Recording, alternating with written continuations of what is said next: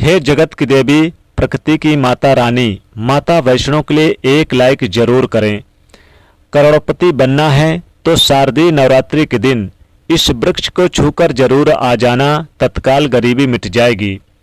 दोस्तों, शारदीय नवरात्रि अब प्रारंभ हो चुकी है। माता वैष्णो, माता रानी, माता दुर्गा, जगदम्बा, शेरों वाली माँ इस बार पृथ्वी पर विशेष रूप से अपने भक्तों को आशीर्वाद देने के लिए विशेष तैयारी करके आई हैं।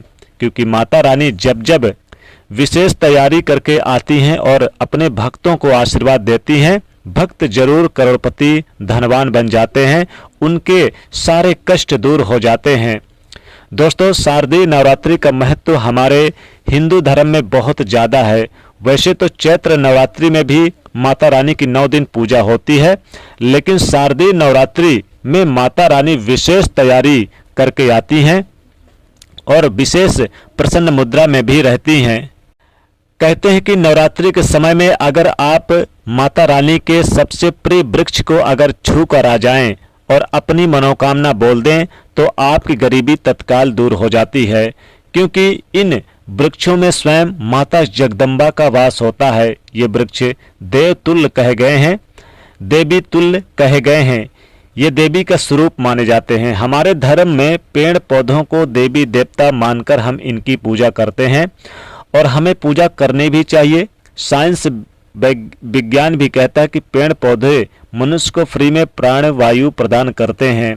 अगर इन पेड़ पौधों को आप शारदीय नवरात्रि के दिनों में छू कर आ जाएं तो माता रानी बहुत ही प्रसन्न होती हैं। दोस्तों, इस बार शारदीय नवरात्रि 2025 में 22 सितंबर से प्रारंभ हो रही है। इसी दिन घट स्थापना की जाएगी और 22 सितंबर को पहली प्रतिपदा है, यानी माता रानी की पहली पूजा इसी दिन से शुरुआत होगी।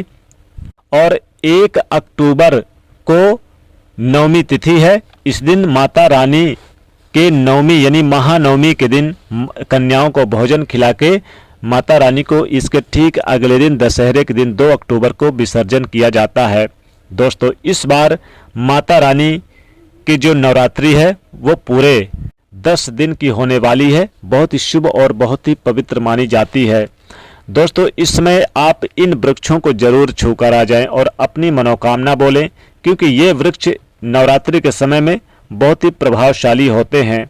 इनमें माता वैष्णो का, माता दुर्गा का स्वयं आशीर्वाद रहता है। दोस्तों, शास्त्रों में पेड़ पौधों को बहुत ही गुणकारी कहा गया है।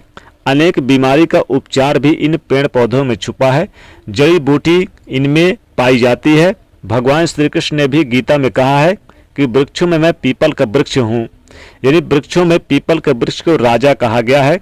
और वृक्षों का महत्व बहुत ही ज़्यादा होता है, खासकर जब कोई पर्व आता है। नवरात्रि के समय में अगर आप इन वृक्षों को छू लें तो माता वैष्णो, माता जगदम्बा शेरों वाली की कृपा आपके ऊपर जरूर बरसेगी। इसलिए दोस्तों, माता रानी को प्रसन्न करने के लिए, माता रानी का आशीर्वाद प्राप्त करने के लिए कमेंट सेक्शन में सबसे पहले तो आप अभी लिख दें जय माता दी। जी हाँ दोस्तों, जय माता दी लिखने से सारे कष्ट दूर होते हैं, माता रानी की कृपा बरसती है। और दोस्तों, अगर आप सच्चे भक्त हैं माता रानी के तो वीडियो को लाइक भी एक जरूर कर दीजिएगा। और दोस्तों, अगर आप चाहते हैं कि सभी भक्तों पर ये वीडियो पहुंचे तो ज़्यादा से ज़्यादा वीडियो को शेयर कर दीजिएगा। दोस्तों, नवरात्रि में माता रानी जो होती हैं 9 दिन यानी कि बड़े धूम मचाती हैं, लेकिन इस बार 10 दिन की नवरात्रि है। शक्ति का पर्व कहा गया है नवरात्रि के समय को। इस समय अचेत वस्तु भी चेतना युक्त हो जाती है, अर्थात इस समय जो शक्ति हमारे धरती लोक पे आती है, नौ दुर्गा माता रानी, उन्हें हम बोलते हैं शक्ति बोलते हैं। तो माता रानी इस धरा पर जब आती हैं तो जितने भी पेड़ पौधे होते हैं, जीव जंतु होते हैं, जल अचल सभी प्रकार की जो वस्तु है वह सब में प्राण वायु आ जाती है, सब में शक्ति निहित हो जाते हैं, जागृत अवस्था में हो जाते हैं। इस समय कोई भी पेड़ पौधे को जाकर अगर आप छू लें, खास करके ये माता रानी के सबसे प्रिय वस्तु जो पौधे हैं, अगर आप इन्हें छूकर आते हैं तो आपके जीवन की परेशानी, दुख, तकलीफ, कष्ट, रोग, बीमारी, कलह, कलेश सब कुछ आपके जीवन से समाप्त हो जाएगी। तो दोस्तों, आज हम आपको इन वृक्ष के बारे में बताएंगे जो माता रानी को सबसे प्रिय पौधे यानी वृक्ष कहे गए हैं। बस आपको वीडियो को ध्यान से देखना है। दोस्तों, माता रानी शारदीय नवरात्रि में माता शेरों वाली माँ बहुत ही प्रसन्न मुद्रा में रहती है, अपने भक्तों को बहुत ही ज़्यादा खुश करती हैं, आशीर्वाद देती हैं। इसमें वैसे कन्या भोजन का भी विधान है। आप अष्टमी के दिन कन्या भोजन खिला सकते हैं, नवमी के दिन भोजन खिला सकते हैं। और अगर आप विशेषकर इन पौधों के फल को भी आप कन्या भोजन में शामिल कर दें तो बहुत ही ज़्यादा शुभ होता है, क्योंकि माता रानी शारदीय नवरात्रि में जो भी, सबसे पहले तो आप सूर्य उदय से उठिए। सूर्य उदय से पहले उठकर नहा धोकर आप स्वच्छ वस्त्र पहने, गेरुआ रंग लाल वस्त्र पहने तो बहुत ही शुभ होता है। पीले वस्त्र भी पहन सकते हैं। साथ ही इसमें आप जब भी कोई कन्या आपके घर में आए शारदीय नवरात्रि के समय तो उसके चरण स्पर्श करके उसे भोजन जरूर खिलाएं और भेंट स्वरूप कुछ न कुछ जरूर दें। साथ ही साथ आप माता रानी को नित्य प्रति आप यानी कि एक पुष्प, लाल पुष्प अर्पित करें। और जो मैं वृक्ष बताऊंगा इस वृक्ष के नीचे एक दीपक जरूर जला दें। आप नवरात्रि के 9 दिन आप इस वृक्ष के नीचे आपको दीपक जरूर जलाना है और उन्हें छूकर भी आ जाएं तो आपकी गरीबी दूर होगी। अगर आप लगातार 9 दिन छूकर आते हैं इस वृक्ष को तो आपकी गरीबी तत्काल मिट जाएगी। तो आइए जानते हैं कौन सा वो वृक्ष है जो आपको करोड़पति बना देगा। दोस्तों, सबसे पहला वृक्ष जिसमें माता जगदम्बा का वास माना गया है वो है बेल का वृक्ष। बेल का वृक्ष बहुत ही शुभ माना गया है। बेल का वृक्ष माता पार्वती के पसीने से उत्पन्न हुआ है और माता पार्वती ही जगदम्बा शेरों वाली माता है, माता काली है, चंद्रघंटा है और यही है काल रात्रि। यहाँ यही माता महागौरी हैं। पार्वती माँ ही महागौरी हैं, सिद्धिदात्री हैं, कुष्मांडा है, यानी कि माता रानी ही 9 स्वरूप हैं। इसलिए आप ये जान लीजिए कि बेल के वृक्ष में माता रानी के पसीने से उत्पन्न हुआ। स्कंद पुराण के अनुसार जो माता पार्वती हैं ये देवी स्वरूप कही गई हैं, अर्थात 9 दुर्गा के स्वरूप कही गई हैं। इस वृक्ष की डाली में माता पार्वती निवास करती हैं, जड़ में ब्रह्मा, तने में विष्णु एवं समस्त हिस्से में उनके पति भगवान शिव भोलेनाथ भंडारी यानी कि निवास करते हैं।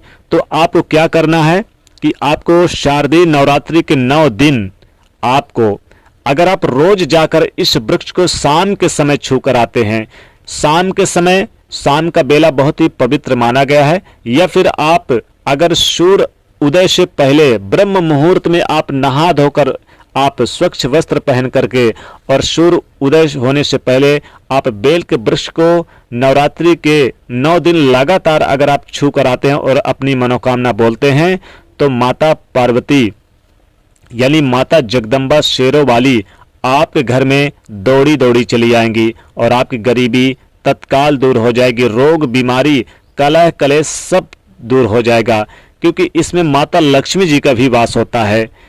इस वृक्ष में, बेल का वृक्ष, माता लक्ष्मी जी का भी वास होता है। कहते हैं कि अगर नवरात्रि के दिनों में बेल के वृक्ष को आप सूर्य उदय से पहले और या तो फिर आप संध्या काल में अगर छू कर आते हैं, अगर आप दोनों टाइम छू कर आए, सूर्य उदय से पहले छू कर आए और संध्या काल के समय 2 टाइम अगर आप छू कर आते हैं तो इससे माता लक्ष्मी जी की भी विशेष कृपा बरसती है और आपके घर से गरीबी तत्काल दूर हो जाती है।